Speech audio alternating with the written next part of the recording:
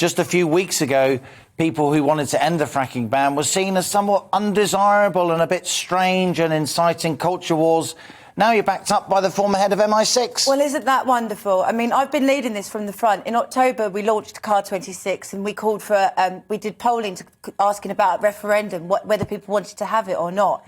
And actually, 58% of people said that they wanted to have a referendum on net zero. And that got a tremendous amount of traction.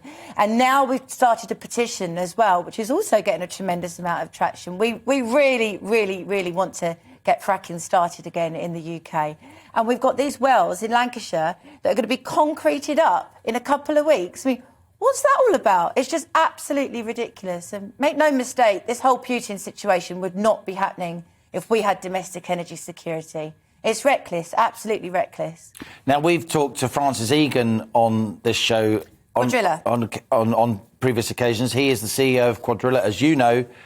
And to fill in viewers and listeners who don't, Quadrilla is one of the companies that's been exploring the prospect of fracking here in the UK. They were operating ahead of the 2019 ban, scoping out wells, spending lots of money developing wells, employing hundreds of people, not least in some of those red wall seats that the Tories need to retain in order to maintain their parliamentary majority. So it may be that you're hitting a political sweet spot here in terms of... Wouldn't that be lovely? What's the word from it? I know you talked to lots and lots of people, Lois, in your campaign.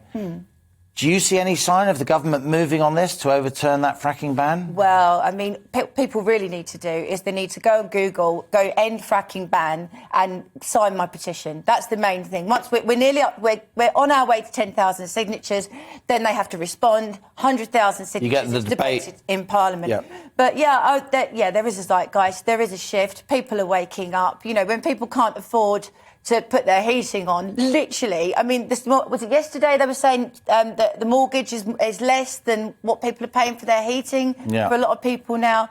People are waking up. And, you know, it's scary what's happening in Russia at the moment. And I don't think this would be happening if we weren't being so stupid about all net zero nonsense. I really because don't. you think the Russian president's been able to take advantage of the Western Europe because we are so reliant on Russian gas, particularly the Germans and so on, because we haven't developed our own shale gas to secure our own energy supplies. So let me ask you this, Lois.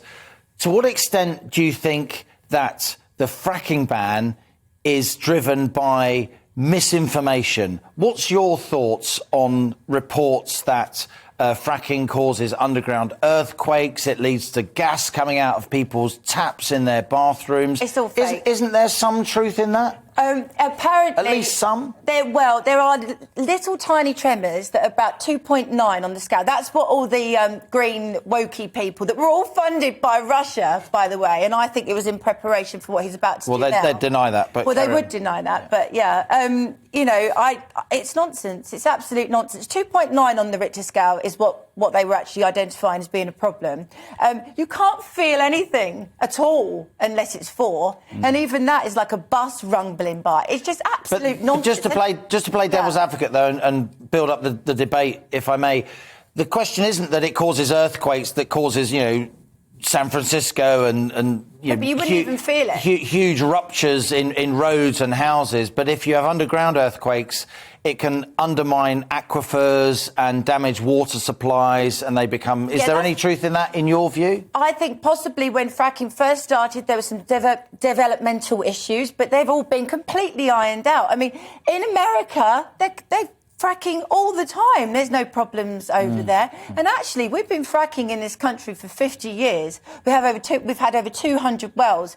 No one cared. No one cared at all until the money started flowing in to get it all overturned in 2013. The government used to actually go for gold with it. They thought it was brilliant. So let me ask, Lois, I'm a responsible journalist. I've got to ask you this question. What's your motivation for this? You're not, as far as I know, a geologist. You're obviously an experienced writer and broadcaster, you know, fair play. No, I'm not a geologist. And you're an effective campaigner, no one could deny that.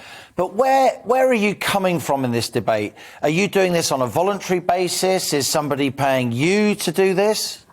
I feel at its heart that us having domestic energy security is a libertarian issue. I really do. Because without our own energy, We are at the mercy of situations like Putin. We are at the mercy of everything being electric and very, very controlled, which, of course, if you have electric cars, electric heating, everything, you could be switched on and off. You know, there's loads of debates about things like that at the moment. For me personally, it's about us being free.